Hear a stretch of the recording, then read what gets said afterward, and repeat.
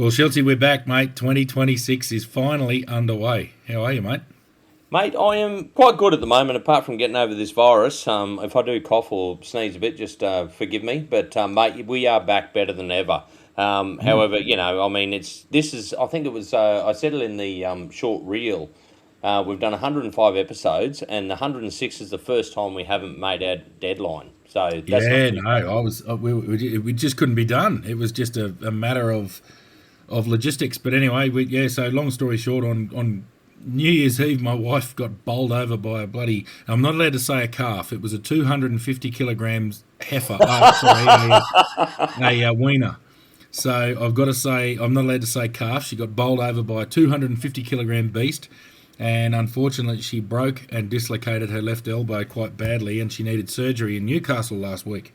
Hence the reason I was just bloody unable to be here. So, but anyway, at least I got a decent excuse, and it wasn't even me. It wasn't me being a bitch. It was the problem.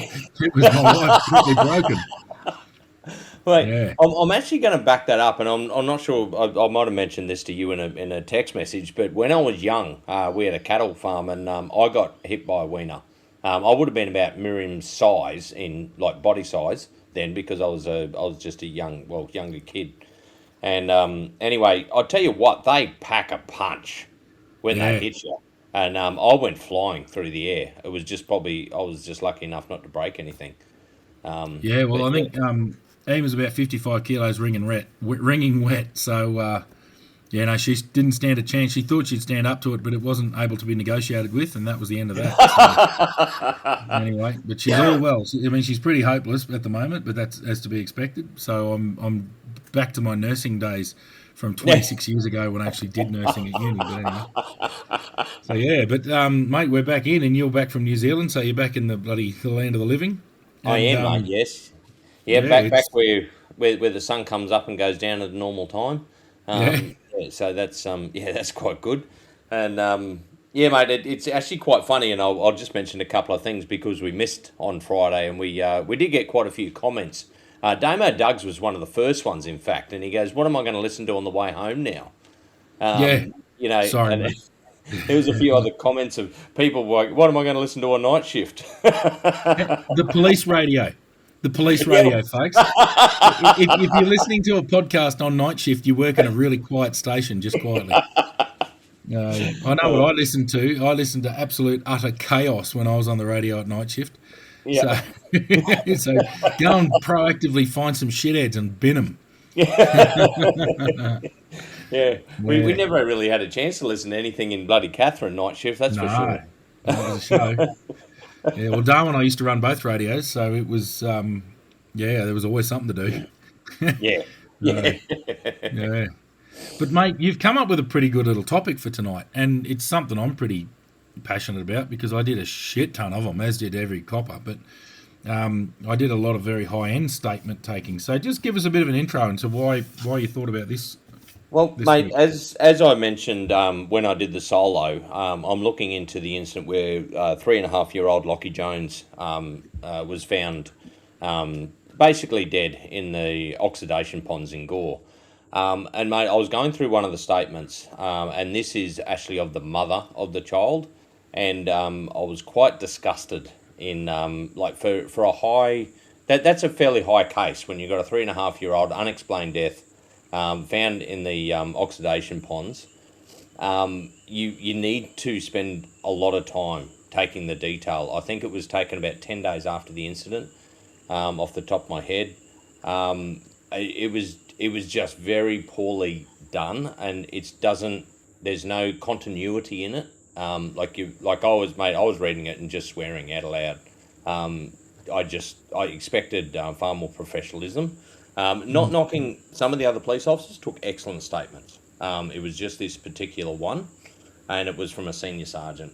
And I Yeah, thought, yeah, which is unusual for a senior sergeant to take a statement in the first place, especially, yeah, very. yeah. And I just thought somebody of a senior sergeant level should probably be a lot better at taking statements. So, yeah, mate. So it kind of brought out that I thought, well, there's probably a lot of in the Northern Territory. I think we did a lot of statements. I mean, your first shift, you're basically taking statements of, like, you might take, numbers, like, 5 statements or something if there's an incident happen, and you're thrown right in the deep end. I know, when I first saw my first dead body, I was actually not in the police, but I found it up at Thursday Island, and when I went to the police station to make a statement, they had to wait for somebody who was actually a statement taker to take my statement. That was back in the 2000s. So, but in the NT, basically you come in and go, yeah, son, there you go, we'll have a look. Once you type it out, bring it, your probationary officer, you get them to bring it out, we'll check it, go, mate, you missed this, this and this, go back and do that. Whereas I think maybe other jurisdictions, and anybody that's actually listening, just tell us what it's like. And we did get one comment in relation to somebody that was in the NT and went down to, Tasmania. And they were quite, I'd say, probably upset and disgusted about the lack of training in relation to taking statements. And the fact is, one of the acronyms we used to use, or we got trained right from the very start, was advocate. Now, I've got it in front of me because, honestly, all these years later, I as soon as he said advocate, of course I remembered exactly what it was, but I couldn't remember exactly what it stood for. But so it is A, amount of time under observation. How long did the witness have the person incident in view? So D is distance. What was the distance between the witness and the person/incident? V, visibility. What was the visibility like at the time? O, were there any obstructions to the view of the witness? K, known or seen before. Did the witness know, or had the witness ever seen the person before? If so, where and when? A, any reason to remember. Did the witness have any special reasons for remembering the person incident? Was there something specific that made the person incident memorable? T, time lapse. How long has lapsed since the witness saw the person or incident? So, and then E, error or material discrepancy. Are there any errors or material discrepancies between descriptions in the first and subsequent accounts of the witness? Which is, to me, that last one is very, very important, and I trained my probies, question the victim more than you do the offender, because if there is something that's not consistent, hammer them on it straight away, because we need to know the truth. And sometimes it could be a lapse of judgment or a lapse of memory, but sometimes you really need to narrow down, mate. So, mate, I'll let you kick off. You did a lot of statements in your career, like probably most people in the NT, but you did a lot of higher end ones as well. So, mate, you want to kick off? So it's funny we're talking about statements, because as coppers we sort of skim over it. It's not something that, it's just assumed. Okay, we've got an incident. Obviously we have to, we're hunters and gatherers. We hunt down criminals and we gather evidence. So the very first thing you do to gather evidence is actually get the accounts of people who have witnessed what's actually occurred. So a statement is extremely vital. I would even say without a statement you don't have an offence, and therefore you don't have an offender, unless it's something you've witnessed yourself, in which case you are the witness and it's a Crown, you're the complainant, basically, as a police officer, that is. And that really only exists in public order traffic, things like that, where basically the old throwaway line was the victim is the Crown. It's an offence, normally a very minor offence, and not against a person or a company or something similar to that. So without someone saying I didn't give a person permission to do this, well, basically you can permit people to do up to but not including death or serious harm. So not including medical procedures, I might add there, but basically, if you can allow someone to punch your head in, hence the reason boxing exists, they're assaulting each other. If they did that to some random in the street who didn't want it done, then that is not an offence. So basically, what you need to do is you need to establish the facts through gathering information from people, and not just obviously the people's accounts, but also the physical evidence at the scene and all the rest of it. The reason they're so critical is because statements they provide a couple of different things. Statements provide the account of a person, that has potentially witnessed some kind of offence or some kind of incident that may have a number of offences involved. So as a result, there's a forensic matter to that we need to, and forensic just means in relation to the law. So we need to question that person in such a way that we get information that can then form points of proof to prove in court beyond reasonable doubt that a person has committed an offence. Obviously, humans are fallible. To be human is to err. So we need to then ask other questions that really express how that evidence is sufficient and is reliable, and that's done by what you just said, that advocate. So I saw this. Okay, so tell me, how far away were you? Was there any obstructions? All that sort of thing. So what made you remember it? Oh, well, I've never seen anything so violent in my life. I was terrified. So that's really good evidence to show how a person felt at the time, and it adds reliability to the evidence. So not only are we providing a person's account of what they've seen, we have to show through that statement that the evidence is sufficient, reliable, admissible, which means it's actually lawful and able to be used in court. And the example there is that, well, no, little Johnny told me that this happened. Well, straight away, that's hearsay. You didn't see it with your own eyes. You didn't hear it with your own ears. You're getting information off somebody else. So that's hearsay. It's inadmissible in court. So not only are we getting a forensic account of what occurred from a person, understanding the psychology of people and extracting that information to the best of our ability, we're also, especially in investigative, like high-level investigative matters where we don't necessarily know who did this, we're gathering what we call further lines of inquiry. And I've spoken about this in previous podcasts. So not only are we getting the information and the evidence from the person involved, we're also finding out who else was around and where else we may be able to get further evidence to support their account. Obviously, if you can get a lot of statements from different people who are disinterested in each other, so a crowd of people who don't know each other and they provide the same account, well, straight away, that's quite strong evidence. That's providing many different, they're not colluding. I don't know who those other people are. Got no interest in what they know. This is what I saw. That really strengthens that reliability for that evidence. So there's a reason that statement taking, and the old throwaway line from the old crusty senior connies was, just glorified bloody non-uniform wearing statement takers. And it's like, yep, no worries. But there's a shitload in a statement. So I used to be pretty passionate about. I started off a bit slack. I got clipped a few times as a junior copper, probably because I'm ADHD, just want to get back in the car and drive lights and sirens somewhere else. But as I got a bit older and started to see the big picture, I really got involved in getting good statements, and I used to encourage others to make sure you cover these points and think about it very logically. Understand that we don't know the outcome. We're discovering the outcome through the investigation process. Hence that term that I like to use. We are disinterested in the outcome. We are simply going to provide a report that says what happened.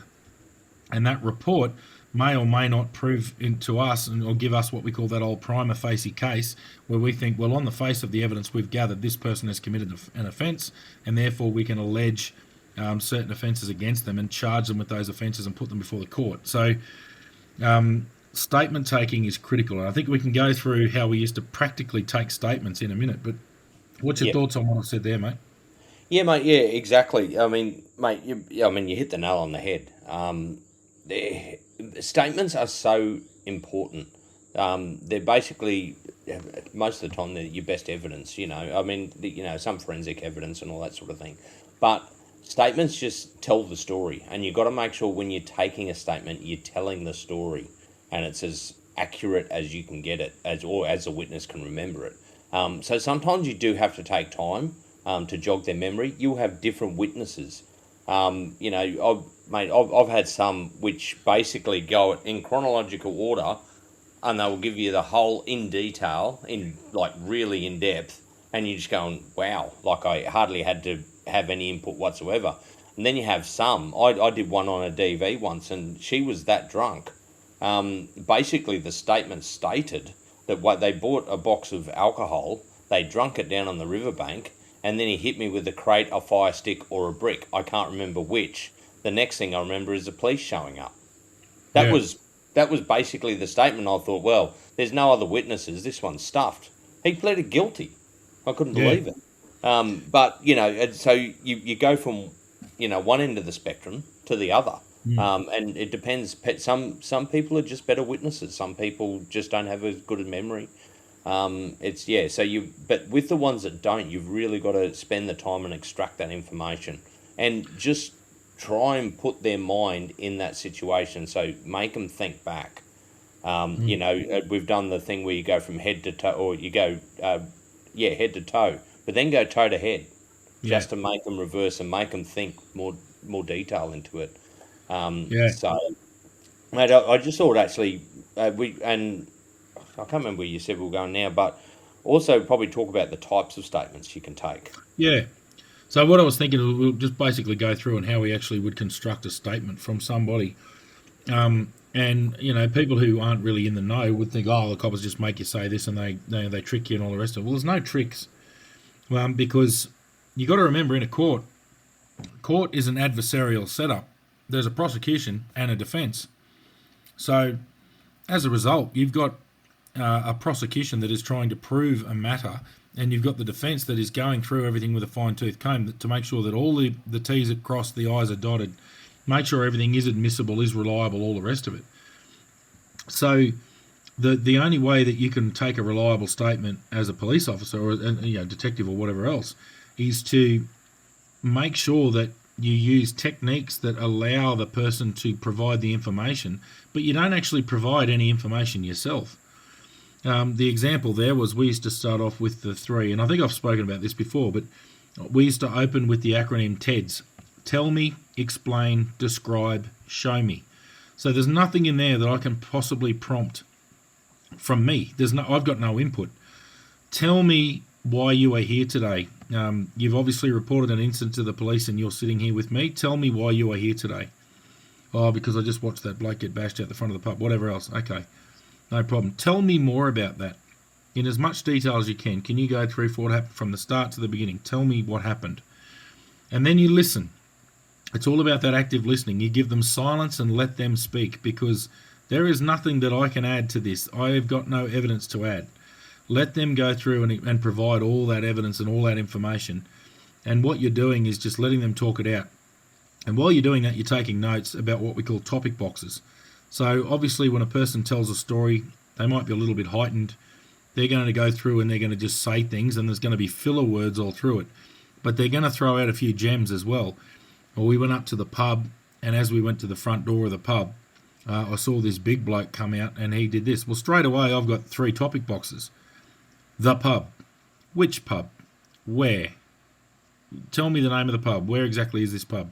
You said you went to the front door. Tell me exactly which is the front door of this pub, because what I'm doing now is expanding the information and getting potential lines of inquiry, because I don't know a pub in Australia that doesn't have a bloody CCTV on the front door, especially in a big place, in a bigger centre.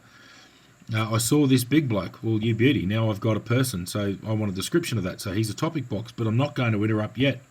I'm going to let the person talk it all out, and then when I come back in again and they've told their story basically, and I've exhausted what they can say in what we call their first recall, we then go back, okay, and we then basically repeat their words back to them, and repeat their words.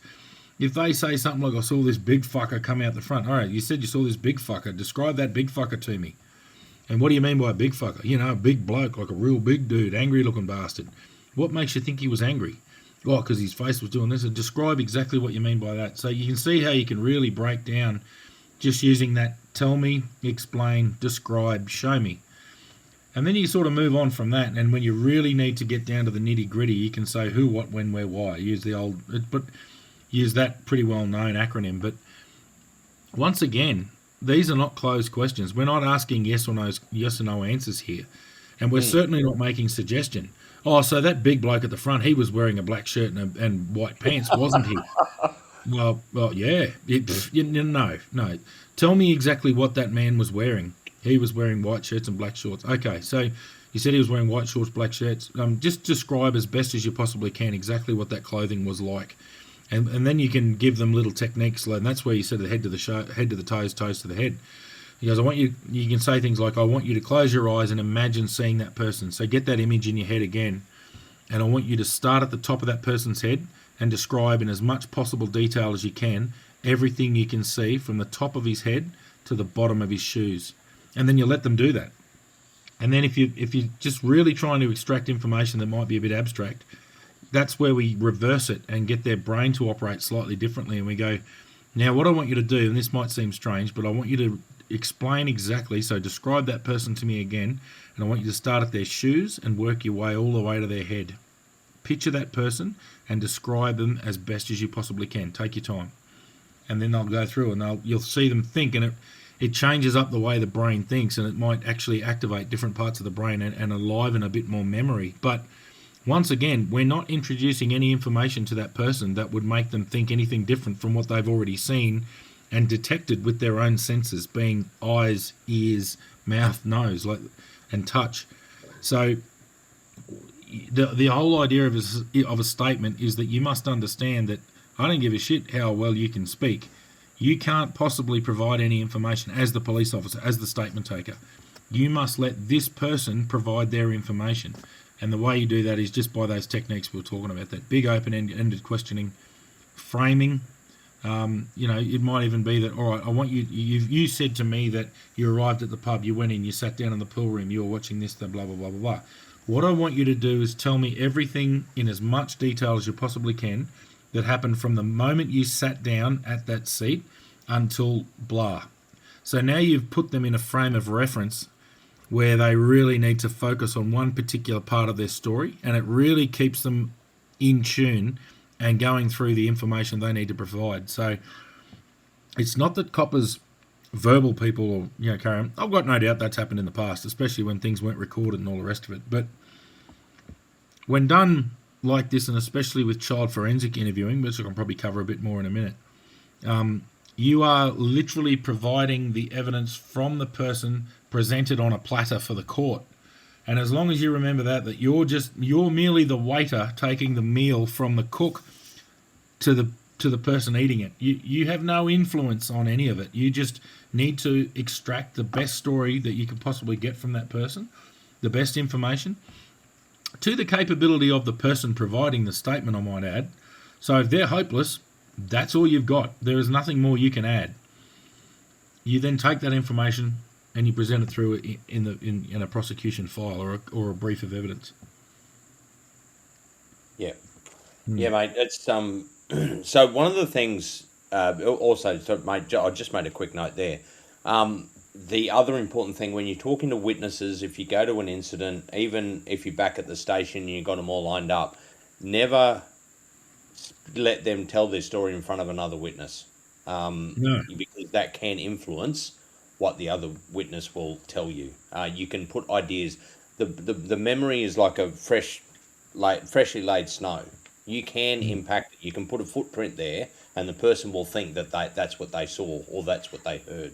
So that's one of the most important things. I have actually arrested somebody once for intervening when I've spoken to her and I got her details, and she kept on coming in when I was at this incident and interjecting in when I was talking to another person, getting what they saw.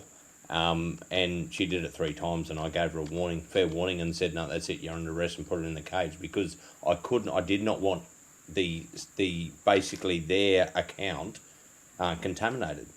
Yeah. So it's and be strict about it. Police, you have the power. That is hinder police. Yeah, so absolutely. You have the power. Take charge and do that sort of stuff. Some people thought it was a big call, but it worked out well. You make a very good point there about how other people can interfere with people's recollection, and sometimes that can come from a position of care and a position of responsibility. The worst offenders I ever found for interfering with a witness's statement were parents, especially mums. Hey, taking my hat off to your mum, love you. Mums love mums to death. But mothers feel very caring and very protective of their children, and they will start saying stuff to the kid that's contaminating the evidence. So we used to go, "Mum, you need to wait outside because I'm going to interview the child. The child's perfectly safe, but I need to know exactly what's in their head, and there's nothing in your head that you can add to this story. So I will extract the information the way I need to know it." And I do it nicely, because quite often, if a kid's witnessed something or been the victim of something, parents are often very heightened and they want something done. But the fact is, you still have to get the evidence, and I can't have mum interfering. The second worst offenders, God help them, were corrections officers. Taking statements in jail, and you'd have a corrections officer there just as because the person's still in the custody of the prison, so they're being escorted by a corrections officer, and they might say something, well, yeah, them pig bastards did this, blah blah blah, and the corrections officer couldn't help himself. Oi, don't speak like that. You got to be. It's like, hey, shh. I don't care what he says. Only words. If he starts throwing hands, well, I'll probably get a few in first, but then you rip in as well. But no. You're not here to influence the statement. So, and look, I'm not taking away from mums, and I'm certainly not taking away from screws. But I found them bad for interfering with trying to interview somebody. So the other thing that we always have, and I think it's all over the country now, is a lot of people, you're entitled to have a prisoner's friend or basically a support person sit with you while you're being interviewed. Not always. There'll be security reasons why that can't occur. And it's got to be an appropriate person. Can't be a co-offender, for example. So, so basically we used to get we used to give them a really good briefing saying, look, you're here to help them and you guys can talk, but you've got no input into this. Normally it was an actual interview, but there's no input here. We would have quite often we'd have people support people while they're giving a statement, but we were really strict on them. You cannot provide me any information. I'm going to ask difficult questions here. You're here purely as a support person to the person I'm talking to, but you're not a witness. I'm not interviewing you. You're not allowed to speak to me and provide evidence. Your word is not what I'm here for. And you could do it well and just get them to understand exactly what was going on. So, a statement. Statements are very critical and they serve a lot of different purposes, but it's one of those things that's overlooked. I'll get a quick statement. It's like, well, make sure you get a good statement. I don't really care about a quick statement. I want a good statement. Yeah. The beauty as well, and we're talking from the territory point of view, I know a lot of other jurisdictions have it as well, where you can take a notebook statement. So literally, I said, he said, I said, he said, I said, she said, whatever it is. You can get people to then declare at the bottom that everything I've said here is true and correct to the best of my knowledge, and get them to sign that, so it becomes a lawful statement. A lawful statement is actually a defined thing in legislation, so it's important that you follow the process and the legal procedure that's required around a statement that's going to be presented as evidence. And that's why there is also more to a statement than, say, a TV interview or an interview that we do on this podcast. Yeah. Quite often we use interviewing techniques with our guests, but we're providing entertainment. We're not providing legal documents to go to court. Yeah. So as a result, we can move away from those rules a bit and provide an entertaining product. But yeah, it's very important that in a statement that everything is done correctly by the law, because if things aren't done procedurally correctly, they are no longer admissible in court, and that's where defence lawyers go through things with a fine-tooth comb and make sure that the police have done everything correctly in terms of process.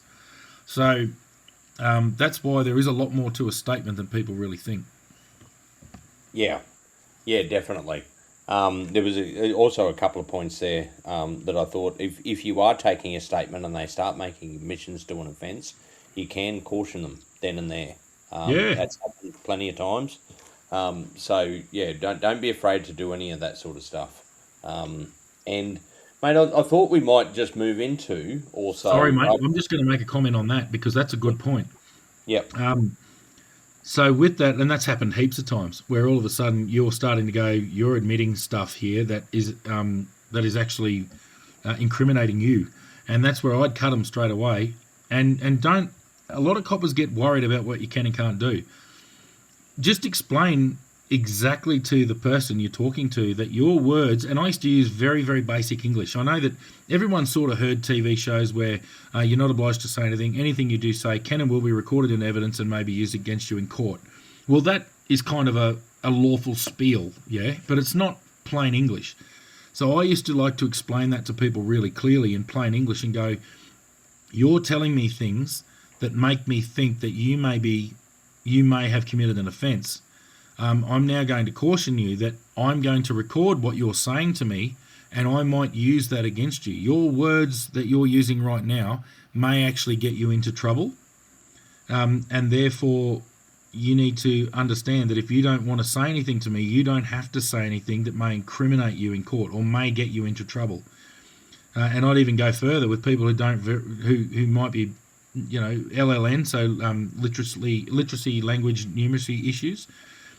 I might even say to them, I can record your words as evidence that might get you into trouble in court. But in Australia, you don't have to say anything to the police that will get you in trouble. So if you think if you know something that might get you into trouble, you don't have to say that to me. Yeah. And that's just providing complete procedural fairness to the person. It wasn't common. Quite often you're talking to a victim or a witness when you're taking a statement. You've normally got an inkling about who's guilty of what. But you mightn't know, especially in an investigation. But yeah, the caution part of things is a bit of a side act. It's not really statement taking, because that's to do with the person who is providing evidence, not necessarily providing their version of events for something that we're alleging against them, which is an interview, which is a totally different thing. But yeah, I'm glad you brought that up, because it's a really good point. You can use very basic words to explain someone's rights to them. Yeah, that's right. And also, just on another point, when you're finishing up on the conclusion of a statement, make sure that they understand that any false information they provide can basically be punished by imprisonment or what else? No, it's imprisonment or a fine, yeah. Yeah, that's So right. basically, you're not allowed to lie in a statement. So if you're going to provide me a statement, it has to be the truth. And if Yep. I prove later on that you've lied in this statement, you can actually be arrested for that, or you can go to court for that. So, or you can commit an offence, basically. And yeah, that's important too. That's part of the process at the end of the statement. Yep, yeah, that's right. And and you don't have to say it word for word. You can, as long as you get the information across that they understand exactly what you're saying. Because when we were dealing with a lot of Indigenous people, if you actually read out what was at the end of the statement, they go, "Huh?" There you go. Yeah. So you go, "Is that a true story? You promise that's a true story? There's nothing, no lies in that one." And you change your accent and all that sort of thing, and they would say, "Yeah, no, that's a true story." So Yeah. yeah, No, that true story, that one, true God. I remember yeah, that so many times. Nah, that's proper true God. That one, that's exactly what happened. That one there, look, and we used to get that all the time. yeah, And it was just very important to explain those things in the language that's understood. It's just communication. It's irrelevant. It could be that I've taken heaps of statements with interpreters, and yeah, I've gone through and even explained to the interpreter, this is the information I need to get across to this person. It doesn't matter how you say it, but I need you to be able to confirm back, and to, especially when using an interpreter, you need to let them know that another interpreter will listen to this and provide information to defence or to the court that you have explained this correctly. So yeah, I'd take my time to explain that to, especially in a serious matter, explain that as best I could to an interpreter to make sure that they get that information across. I tell you what, doing a statement with an interpreter is fucking hard work, just yeah. quietly. It Like, is. statements are hard work at the best of times. When there's a bloody language barrier, you almost go, is this a waste of time? Like, is this, Yeah, I could poke holes in this, there's a lot of, it's not just a language barrier. There's different ways of expressing things that can't necessarily be translated properly. So, there's legal terminology that you might use that doesn't necessarily translate correctly to another language. So, and that be an Indigenous language or an overseas language, it doesn't matter.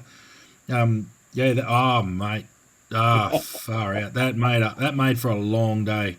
If you're yeah. dealing with interpreters, Jesus Christ. Right. Yeah. Well, and look, just another point that I remember too. Sometimes there will be two of you taking the statement as well, especially in high level cases like murder and all that sort of thing. Because when you're also taking the statement, your corroborating member will also pick up stuff that you miss because you're trying to run that statement. So for bigger cases, I know we did it in the I know it was me and Benny Liebold did it in the that one that no, I can't even remember what Couple of was homicides. Yeah. yeah Old Street. yeah, that's it. And Yeah. so and that's there was a couple of things that Benny didn't pick up on because he was leading the investigation or leading the statement, and I was listening and taking down notes, because when you're running a statement, you can miss things as well. So Yeah. I mean, especially when you do interviews, that's why you have two people in an interview. Mm. However, this was at this stage it was just a witness statement. So Yeah. yeah, No, and that was quite often the case. You think of a shop stealing, quite often it'd be a general duties copper with their notebook, basically taking a handwritten I said, he said statement that takes about 2 minutes. I work at this shop. I'm employed by this company. My name is this. This is my responsibility. I'm authorised to provide a complaint of theft on behalf of my company, which is all covering off on the fact that we've got an offence. And then it's, what did you see? I saw this man come in. He walked in, he took a bottle of rum, he looked at me, he smiled, and he walked out the door. I told him to stop. He kept walking. I then called the police, blah, blah, blah, blah. And you might go, okay, so tell me, just describe him to me. Yep, he'll give a brief description. Tell me a little bit about the shop. Is there any more evidence that we could gather? Yeah, we've got CCTV here, bang, bang, bang. Yep, no trouble. So are you happy now that you're handing me the correct CCTV that comes? So we're incorporating their statement into the fact that we've now got physical evidence attached to that statement. It's brought to our attention by that statement. And then, did you give that person authority to take that rum and walk out the front door? No, everyone who comes in here is expected to pay for their rum. That rum bottle's worth $42 and he walked out the front door without paying for it. No problem. I've got the offence of shop stealing. However, if I've got a high-level sexual assault that's got complexities to it where I might have an offender who's saying, no, it was consensual and all the rest of it, there's a hell of a lot more to that. We're going right into detail. Do you know this person? Tell me any previous dealings you've had with this person, blah, blah, blah, blah, blah. And you even have to half reassure them as you're going. Say, now listen, I'm going to ask some questions that I need to prove that what you're telling me is, there are certain requirements to provide sexual intercourse without consent, which is what you're alleging. Now, at any stage would this person have known that they had any consent to do what they did? And that's more covering off at the end. But the other problem with that is we need to ask some extremely dirty, down in the weeds questions to prove points of proof. Because, excuse me if you bloody got your kids in the car or something, but something like sexual intercourse without consent, sexual intercourse is defined. There is a legal definition of that. Without consent is defined. There are definitions in law that you must meet. And basically, you've got to ask, oh, then he raped me. Tell me exactly what you mean by raped. Or, he raped me. Describe exactly what he did that would constitute in your mind a rape. Well, he stuck this and blah, blah, blah, did this and stuck it here. Okay, so you said he stuck this. What do you mean by this? Well, his penis. Okay, so tell me exactly where that got stuck. You said got stuck, so I'm using their words back to them. And what I'm doing is extracting the dirty detail of exactly what went on. And it's uncomfortable. It's uncomfortable to talk to a person with this, but you have to get the evidence. Yep. And this is where there's a hell of a difference between, he pinched the rum and ran out the front door and the bastard's not allowed to do that. Yep, no worries. Thanks, mate. You're happy to go to court if you have to, blah, blah, blah, all that sort of thing. Whereas now I'm asking extraordinarily personal questions of a person who's been through a very traumatic event, but I have to because I need to provide that evidence to the court to prove beyond a reasonable doubt this person's guilty of an offence that in the Northern Territory at least, and I'm pretty sure everywhere else, if they're found guilty, is life imprisonment. Yep. So there's a lot to it. So, and that's where you really need to know. You can't just go into these things untrained and not knowing exactly what you need. Like, people will go, oh, then he raped me. Well, okay, yeah, what's rape mean? Well, everyone knows what rape means. Says, no. Tell me exactly what he did or she did or God knows, whoever. So that's where that really high-level statement taking really comes into it. And it also comes into the person taking the statement. They have to be probably fairly well trained. And also you don't have to go into this thing that women take statements from women victims of rape. No. Some women will prefer actually to speak to a man. And I've been requested once where she didn't actually like the female police officer and asked me because I was there. I was part of the team that went in and helped her. And she was fine, but you've got to be considerate, but you need to go into in-depth detail.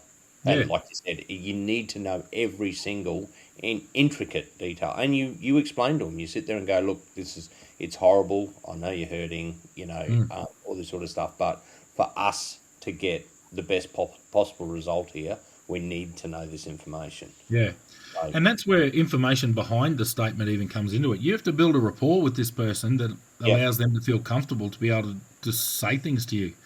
Like, you're going to get them to tell things to you that they wouldn't tell their most intimate partner, potentially, yeah, out of embarrassment. You need to build a level of rapport with that person that they feel comfortable and honoured and respected enough to be able to provide that information.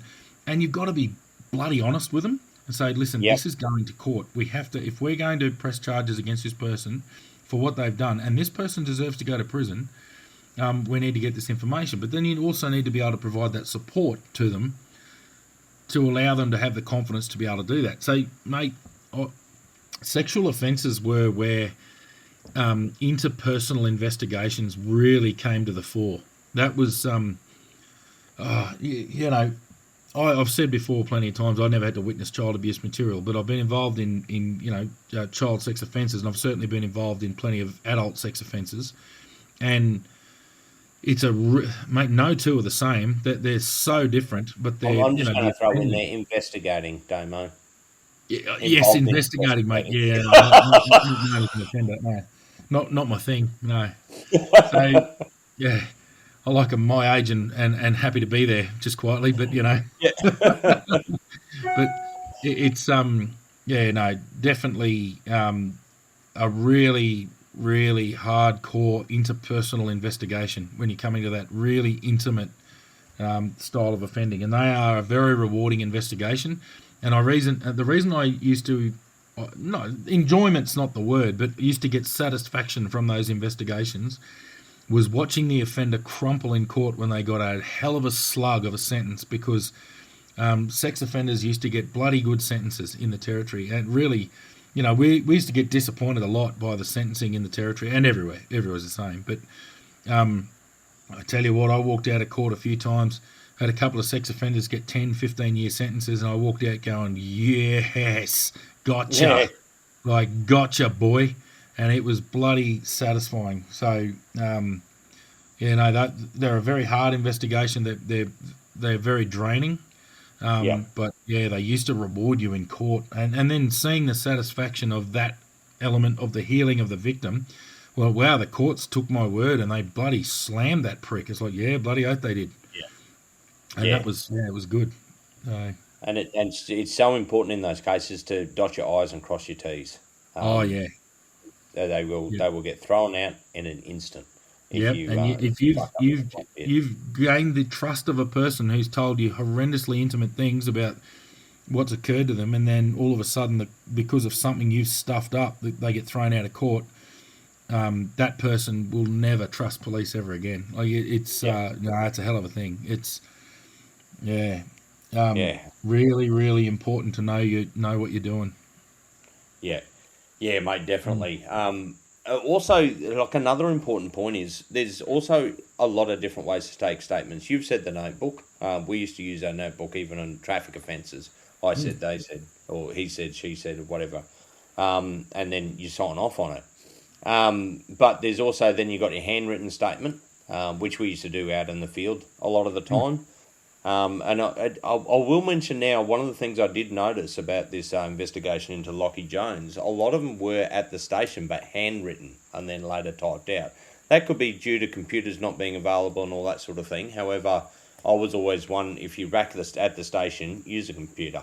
It's far more time saving, and Mm. it just looks more professional, especially for a job like that. Mm. Um, it yeah. If you're out even if you're out in the street, get them to come into the station. But in saying that, and then you go to your audio, or you go to your type statements. So you get them into the station, or you take a laptop out and do it out in the field. But then you need a printer so they can sign it. It can be quite difficult. But then the easiest and quickest way is audio or video and audio. So that's what we moved into. We've already spoken about that. How later on in our careers, I started doing it out bush, and all my statements, I don't think I actually typed one. After that, all of them were done. I would do the 140 caution on my phone and then send the file to my work computer. Yeah. And I'd say, and the 140 caution, I would sit there and ask them how they were feeling. Are they happy with the way police have treated them? All that sort of stuff covers your ass. Yeah. So they can't, if they come back later and go, oh no, he beat the shit out of me. Well, hold on. I've got you sitting there telling me at the time that you were happy. Did I do anything? Yeah. No. So, And because poor old remember Schultzy that. the dinosaur showing his times here because now Okay. everyone's body worn. But old body Yeah. worn came in Well, after your time. yeah, You well, were ahead that's of your true. time there. So now body Yeah. worn covers all that. And there's Yeah. legislation in place, and it's been in place in the NT for a long time, where audio, video statements could be taken, and they were by far the most superior form of Oh, evidence. yep. I mean, other things were that we had to get written or verbal consent, and that consent had to be proven to take photographs of a person's injuries. Well, we'd Yep. do that straight away on a video and go, "Are you happy that I'm recording this? There's a video of you playing right now. Are you happy that I record your injuries for evidence purposes, especially domestic assaults and stuff like that?" Yep. And the body worn Yep. just recorded it all. And you've got not only you've got the statement, you've also got the consent to have those photos taken or those images taken, all wrapped up into one. So, yeah, audio, video, and especially body worn camera taken statements, as long It's as they are done correctly, there is a very strict process with them, and that's all about explaining to a person on video or audio. They understand that this is a formal statement. Anything that they say that is untrue may constitute an offence, or it may constitute an offence to say anything in a statement that is untrue. That all yep. has to be covered. Basically, you get them to sign that statement with their words at the end of it. And as long as you covered all that, and you got to the point where you're so across it that you did it so often, you covered that Yeah. base pretty well. Yeah. It was excellent evidence. Really good. Oh, it was outstanding, and that's the thing. A lot of people, I tried to get a lot more people into it, but they were hesitant because I hadn't done many of them. And I'd sit there and I'd give them something to make sure that they covered, like just a printout, which they could carry around with them. So if they did do it, make sure you cover these points because this is important. But the rest of it, just go through it. But once you've done it, probably 10 or 12 times, it just comes second nature. Yeah. You run through. It's like advocate. I never thought about advocate apart from the first year I started in the police. I'd Yeah. completely forgotten about the acronym. But you find yourself sort of doing it anyway. You do, Like you yeah, sort of, exactly. okay, so you said you saw this guy. How far away at the time were you? Was there anything between you and the person, blah, blah, blah? Yeah, you get it. Do you know this person at all? No, never seen before. You sort of cover all that in your general You do. questioning. Yeah, Yeah. and it just becomes second nature. Yeah. Because you do so many of them. I mean, literally, mate, like both of us would have taken thousands upon thousands of statements Thousands. in our career, Yeah. and that's not stretching it by any stretch of the imagination. That's for sure. No. And look, mate, I know I will harp on a bit more about those video statements. They were just outstanding. They're quicker. They're better evidence. The defence can't say that you put words in their head or in their mind. You didn't lead a witness and all that sort of stuff. It just clears all that discrepancy. So it gives defence less stuff to try and throw at you. Yeah. It's really solid evidence. It is. excellent. Basically, it's completely honest. It is. Here's what I asked. Here's the conversation on video. Yeah, that's right. You tell me. So yeah, it Yeah, was. and also be happy to put in there. Obviously you speak to them before you start recording. Body worn has taken that away, I know. But in those instances, sit there and go, we've had a conversation beforehand, and this is what I said to you. Do you confirm that's correct? Yes. Yeah. Have I told you any further information? No. Okay. And then you Yeah. start off, and that clears anything beforehand as well. So you always try and cover your ass, especially with defence lawyers, because they will pick up anything. Oh yeah, and sorry, one other thing with video, and this seems obvious, but it can be a little bit subtle, is that you can make non-verbal judgments of a person who's providing evidence on a video. So there's non-verbal things. It's not just their words they're saying. You can their believability or their what's the word? Their reliability. Their reliability, their believability, all that sort of thing is on display. So, it's straight away you can look at that person and go, yeah, no, I believe that. And a jury will look at that video and go, yeah, no, that looks legit to me. So, especially a statement from someone who's been assaulted and it's happened 20 minutes ago and they're telling you the story and they're still bleeding. Or, you provided first aid first. Let's not go mad, but they've got injuries, but they're happy to talk to you. Yep. So that evidence is as fresh as it gets. You can't dispute that evidence. So it was certainly the best way we found to get that evidence, get that interpersonal evidence. Oh yeah, definitely. And look, a lot of the time, and it's experience. I mean, police are always known as expert witnesses because we do it all the time. Not every police officer. I've known some to miss the point, but and in court sometimes you get hammered. But we can probably talk about that another time. You've just got to keep your cool and just stick to the story. That's all it is. That's it. Stick to the evidence. Just provide your evidence. Yeah. But it's mate. I want to know. I'd be really keen to hear because we're getting dinosaurish. I'm 4 years out of the job now, so I want to hear from current serving coppers. Let us know. Do you do a lot more on body worn? Is it still type statements? Let us know how you do it now. Because we'd love to have a yarn about that. So, yeah. Yeah, well, I mean that's exactly right. Because I mean the whole world's changed. It's amazing how quickly it actually evolved. I think when we first started, mate, our cautions were taken on a handheld tape recorder. They were, yeah. They were a cassette. Yeah, the old Section 140 court. So that's just a part of legislation that's a requirement for somebody arrested. They basically have to be given that caution, and a caution is where you don't have to say anything. Anything that you do say can be recorded and used against you in evidence. That's a caution. The second part of that was basically, do you wish to contact anyone and let them know that you're in custody? So that little requirement there were two parts to that requirement for a Section 140 caution, and that had to be done for every single arrest, and we used to always record them on a little cassette tape because it had to be audio or video recorded. Whereas now it's all just done on body worn. You just do it straight away on body worn camera, and the Section 140's there. So, whereas back in the day it was all it was a formal little process. You go down to the watch house and record that on the tape recorder in the watch house, and then take the tape and write on it, and then keep that in your locker with the other 1,000 bloody tapes that were sitting in there. And you just have to be able to produce the amount of tapes they must have gone through in the police would have been phenomenal. We used to have stacks of them in our lockers. Yeah, but also by then those little old magnetic cassette tapes from the 80s, they were starting to get bloody hard to get hold of. Yeah. So the police, out of sheer requirement, had to move with the times and move on because you simply couldn't get the tape anymore. Yeah, that's right.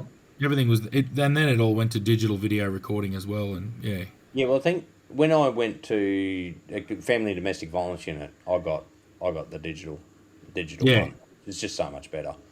Oh, God, it's chalk and cheese. Well, it was like New Beauty. It's not 1987 anymore, is it? Yeah, that's right. Yeah, and then I just started using my phone especially once iPhones came out. It was a piece of piss. Before that, I actually used to buy my own just video one that I could wear. I probably started a lot of the body worn myself because I used to have a little camera on me all the time just in case something came up or needed to take a video statement or something like that, which they were very good at. So I used to actually look up what the best stuff you could buy and get that sort of thing. Well, I remember to this day I've still got them. In SED, so the Substance Abuse Intelligence Desk, the little drug squad out of Catherine, all of us carried a little Sony Bloggy with us. No, back in the day, we're talking old school. It was literally just a little digital video recorder. It might cost $150 or whatever it was, and it was magic. And it had a little USB hook. You could plug it into the computer and basically download it like that. And we're talking 10, 15 years ago. That was excellent technology at the time. Yeah, and it was cutting edge at the time. Yeah, mate. I've actually still got some of mine. I'll put a post up one of these days when I go through it all and find. Oh yeah, get an old statement taken or something. Yeah. That's a pretty good rundown on statements. Mate, I think so. I think the only thing you probably missed out, and you're the best one because you're trained in it, was child forensic interviews. Yeah, child forensic interviewing. So. Yeah. I'll just go over it quickly. So child forensic interviewing is nothing more than taking a statement from a child, but the whole idea of a child is they're considered a vulnerable witness, which also sexual assault victims are quite often considered as well. But as a child, there's a few lawful requirements to provide that evidence to court. And basically what we would do we would provide the cross-examination within the way we interviewed the child witness or victim, in order to present that evidence as appropriately as possible. And a few requirements were things like we'd have to get them at the beginning to understand that they must tell the truth and to demonstrate that the child understands that what they're saying is true and that they can't say anything that's not true. And then it was basically no different to taking a statement off anybody. It was just that you had to really go through that TEDS process. Tell me, explain, describe me, show me. Something with child forensic interviewing I used to say is, you got to remember, I wasn't there, but I need you to explain that so I know exactly what happened. So you need to make a little movie in my head, but you have to make that movie with your words. So I need you to use as many words as you can to explain to me so I can see it in my brain exactly what happened. And kids understood that really well. Like, people underestimate kids. I've had some kids explain stuff to me and just go, oh my God, that's sensational evidence. Yeah. You've also really got to build rapport with kids. Like, kids will just close off and not talk to you because they're just nervous, they're shy. So it might be that you've got to build a bit of rapport beforehand. However you do that is, what you need to do. It'll be a case-by-case basis. You've also got to understand that sometimes you're going to fail. You're not always going to get everything across. Yep. The kid is simply sometimes not going to be capable of providing that evidence, but you need to show that you've done everything in your ability and your power to get that information from those kids. So, it's not a traumatic process, quite the opposite. It's actually, quite often kids will laugh during a CFI because one of the things we tell kids is that you can use any words you need to. So if you need to say a swear word, you can't get in trouble. And that was actually another really important part at the beginning was, now I'm a policeman and I'm asking you questions about something, but I need you to know that you can't get in trouble. There's nothing you can tell me that will get you into trouble. What I need from you, I'm a big, safe person that is not going to get you into trouble in any way. So you can use whatever words. If you were doing something that your mum and dad that weren't going to allow, you can tell me, that's fine. You're not going to get in any trouble for anything you say to me because I needed the evidence from them. All of us, that's the whole idea, is that we're not interested in them being, naughty. We're interested in proving things in court. So you have to explain that in such a way. And it's almost like you'd be fun with them. And all of a sudden the kids will it's amazing how kids can read your body language and trust you and know that you're there to help them. And then they bloody tell you everything. And, wild. Actually, it's a little bit rough for those listening, but I mean, those listening along have been listening to us long enough. But we had a little girl. It wasn't actually my interview, but we were reviewing it. And anyway, it was to do with the child sex matters. I'm not going to go into a lot of detail, but basically, they were going through that detailed process where you're trying to get the information about a sexual act that happened on this child. And the little girl stood up and pulled her skirt up and dropped her strides and pointed directly to where it happened. So the evidence was, and the guys, the two girls who were doing the interviews went, "Oh, okay, yep, no problem. Now put that away, no worries." And it's like that's a horrible thing. But the fact of the matter was, the kid was so comfortable with those two detectives that she was willing to bloody. This is what happened. Like you just said to me. It's so basically you build such a good rapport that the kids get so comfortable that they're willing to really be honest with you and really get that information across. So, and look, having a rapport with your witnesses is so important. It's basically and spend time. If you need to spend a bit of time, don't try and rush through it, especially for your bigger cases, because they'll tell you a lot more if they feel comfortable. So, mate, and this goes back to my old reason, mate, as to why I don't necessarily like coppers being authoritarian, dictators and all the rest of it, because the whole idea is a lot of the time you're relying on people to provide evidence to put a proper bad bastard in jail. And this used to come back. I know you used to joke about it a bit, but we used to have to jump the hurdles of overzealous policing, especially around traffic, that would have people not trust cops. and straight away we'd have to break through all those barriers in order to extract really good information from people. And it all came down to their distrust of police from prior experience. And that's why you got to remember our job, we are just vehicles. We just literally hunt down criminals and gather evidence. Yeah. You got to remember that you represent a badge. It's not you. It's just be professional. Do the right thing. Certainly go hard when you have to go hard. Never put yourself in danger. Use force when you have to use force. But just when you can back it off, back it off. Always start at the lowest level and work your way up. It's impossible to start high and work backwards. But you can start low and work up. No worries at all. Yeah, no, that's right. It is so important, and it makes it so much easier, especially for detectives and all that, when they need to get a lot of information and getting people to talk. The trust issue is a big thing, and mate, I think every police officer can actually talk about how many hurdles they had to jump sometimes to get people to trust them.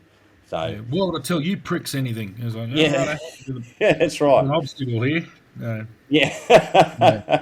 Mate, I'm going to actually ask you a quick question. Now, this is obviously off the topic, unless you want to say any more in relation to statements. No, all good. Yeah. Well, mate, have you tried any of Camo's sauce yet? Camo sauce. I bloody haven't yet, because I haven't done a big low slow cook since I got it. It's been a hell of a last end of the year and a ridiculous start to 2026. So, mate, I haven't yet. I've got them all sitting there. I'm killing a beast this week, so I'm going to have heaps of beef, and I've got I'll get a couple of chucks and a couple of brisket roasts out of that, and I will dead set have a red hot crack at it, and we'll let Big Camo know how they went. Oh yeah, mate, I'm on my second order now. Perfect. I've already gone through. No, I've just been busy. It's been a hectic live. I haven't had time to have a big low slow barbecue day yet, but maybe you need to come south, mate. Come down, and we'll once we get this brisket, once we get this steer in the freezer, we might get you down, mate. We'll have to do a big old slow cook. Oh, mate, definitely. Well, you had me at hello. Oh, no doubt. Yeah, mate, love it. Yeah, mate. So, and also, I'm just going to clear up, mate. I actually said, I think I said he was in corrections, and that was my mistake. He did 15 years in Queensland Fire and Rescue, and 5 years as a paramedic in WA. And so we will probably get him on at some stage. We've got a lot of people coming on. Hopefully, we're going to record for Friday. We will have Rebecca, who's in charge of basically the Australasian Police Games, which is going to be in October. So hopefully that'll be Friday's episode, as long as everything works out. But it's all set in place now. So you will get one tomorrow. This one's coming out, of course, on Tuesday, and then the next one will be back on Friday. Now we're back and organised again after all. We're back into it, mate. The great Northeast New South Wales Infirmary is finally starting to improve a little bit. Yeah, that's right. But no, all is mate, well. I can tell you actually the internet's slightly faster than what it was when I was over in New Zealand. Good to hear. That last spot, that was there was half the time there I didn't actually know what Damo was saying, and he'd just come back again. So, but it seemed to work out all right. Yeah, probably better off not listening to me anyway. Yeah. But, that'll do us, I think. So, that's just a rundown on statements. I know we've covered a lot of that before, but it's always good just to really focus in on one particular area. Yeah. So, and once again, I just want to reiterate to any current serving members, get in touch, anonymously. We're not going to mention your name if you don't want us to, and just let us know the current thing, especially with the body worn rollout across the country.